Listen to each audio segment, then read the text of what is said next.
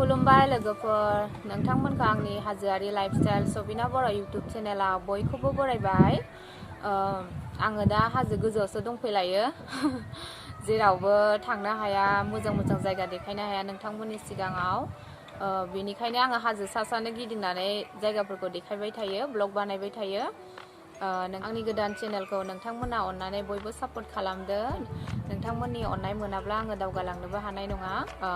अन्नानै थाबैनो 1K खालामनानै होदो आङो जेन मोजां मोजां ब्लग भिडिअ लाबोनो हानाय बायदि आरो गोजान गोजान जायगायाव थांनानै नोंथांमोननि सिगाङाव मोजां मोजां ब्लग भिडिअ लाबोनो हानाय बायदि प्लिज रायजोफोर अन्नानै थाबैनो 1K खालामनानै होदो बयबो सापर्ट खालामलायदो गावनि हारि साननानै आंखौ बेखिनिखौनो नोंथांमोननि सिगाङाव बुंनाय जाबाय बेनिफ्राय आङो दा एसे ओरैनो हाजोनि जायगाफोरखौनो एसे देखायलांबावनोसै बेनोसै आरो आंना जेरावबोथ' थांनो हाखाया हाजोनि जायगाखौनो देखायबाय थायो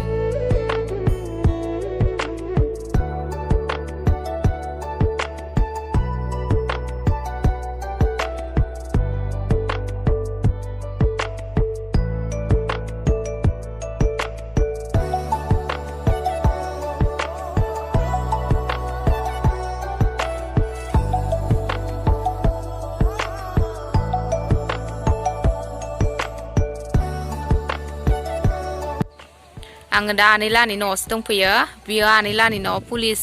पुलिस मावो आरो आनैयाबो मावो बेनिफ्राय जोंहानि असे आनै नङा मानसि थाफैथ'वाखै जोंहानि बाबाखौ आदा लेङो नालाय आनै बायदि जाबाय आरो दा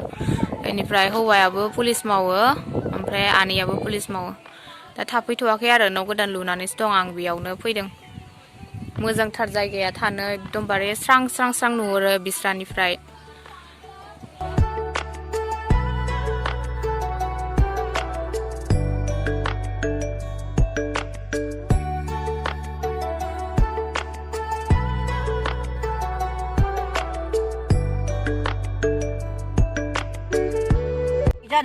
दे बे ब्रह्मपुराव गाज्रि बुरैसो होनदांसै मोसानायानो नोंखौ आलायस्रिया नायनो दादि ओंख्रि संगासिनो दादिया मा ओंख्रि संदों दादि फुलकबि ओमफ्राय आलु गोथावथार जागोन ना बेनिफ्राय नाबो ना फ्राय खालामदों आलायस्रिया नायनो लुगैदोंनो जाय होनसै ओंखायनोथ' देखायनोसै नोंखौ ना ओरैनो गिदिंफैदों बोरै बाम जादों लासिं सिंनो गथ'फ्रा गेलेगासिनो ब्रह्मपुरनि बे गामिखौ ब्रह्मपुर होनो ओइ आं दांबिजासोन गथ' बामनाय बायदिखौनो मोननाय नङा नोङो ओइ नै गोलैगोन ए नै बेयाव ब्रह्म मन्दिर मा होनो आवाथि सावोमोन आरो बेयाव नङा नंगौथ'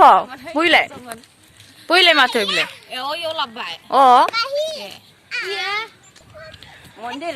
नै बियो ब्रह्म मन्दिरमोन बेयाव आवाथि सावो बेनि मानसिफ्रा बेलेग बेलेग बै गरसुक आरो नै गरसुक सारियालि गुवाहाटी सारियालि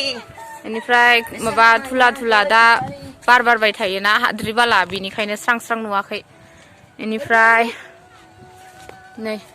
ओरैजाय थाङो आरोखि ओरैजाय नै बेनि मानसिफ्रा ओरैजाय थाङो लामा दं बैखि गरसुक डाइरेक्ट गरसुक ओंखारनाय बेनिफ्राय र' आं बैखि एसे देखायनि जायगाफोरखौ मोजां ब्लग भिडिअ होनो हाया लोगोफोर नोंथांमोननो जोंनि हाजोखौनो देखायबाय थायो आङो नोंथांमोना अनदो आंखौ थाबैनो 1K खालामनानै होदो लोगोफोर बैखि गारुखुलि आहमगाव नुवानो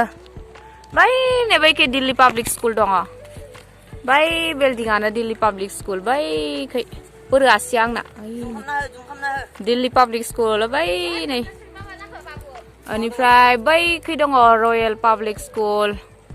बेनिफ्राय बैखि दङ माबा संस्कृति स्कुल नै नुवा मोले मोजांखौनो नुवा संस्कृति स्कुल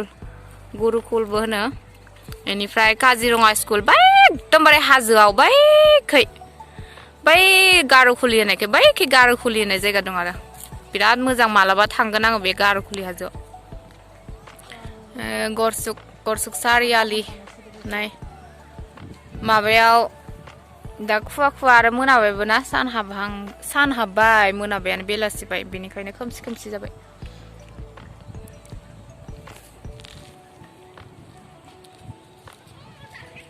मा बानायदों इयावलाय बेनिफ्राय नै बैफोरो गासिबो मिया मानसिनि न' गोजा बै हाजोखै मिया मानसिनिफ्रासो गाहायाव मालाय बिसोरो सिगांनो थाफैनाय ना बेनिफ्राय बै हाजोआवबो गासिबो मिया मानसि गोजा लानजाय गोलाव नै बेफोरो गासिबो मिया मानसि बेफोरो गासिबो मिया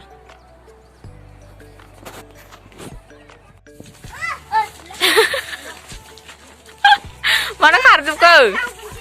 बल गेलेनो नागिरदों नै दे गेले ए गोलैबाय हनै सासेया सानाबानो माने जाक्लिन खालामनानै जाक्लिन ना मानखोलाय बल गेलेदों गथ'फ्रा ओइ दे बाय बाय होनदो थांसै नै बिबारखौ शिवरात्रि फुजायाव नांगौ आरो शिवरात्रि माने शिव बाबानि एकदमबारे फेभरेट बिबार बियो शिव बाबाया मोजां मोनो बे बिबारखौ ओमफ्राय धतुरा बिबार नै बेयाव जि मोजां जानानै दङ फुलि लांगोन र' आङो जाबा बिदिखौ फुजायाव नागिरबाबो मोना बायबाथाय जि दाम लाखायो दोंसेयावनो माला दोंसेयावनो 50 थाखा मान लायो फुजायाव नै जि मोजां बारनानै दङ दिनैनि भिडिअआ बेखिनियावनो दोनथ'नाय जासिगोन नोंथांमोना आंनि ब्लगखौ नायनानै मोजां मोनदोंब्ला अन्नानै लाइक खालामनानै होदो शेयार खालामनानै होदो अन्नानै आंनि चेनेलखौ साबस्क्राइब खालामनानै होदो बिदिब्ला लोगो मोनसिगोन नेक्स्ट भिडिअआव दिनैनि थाखाय बाय बाय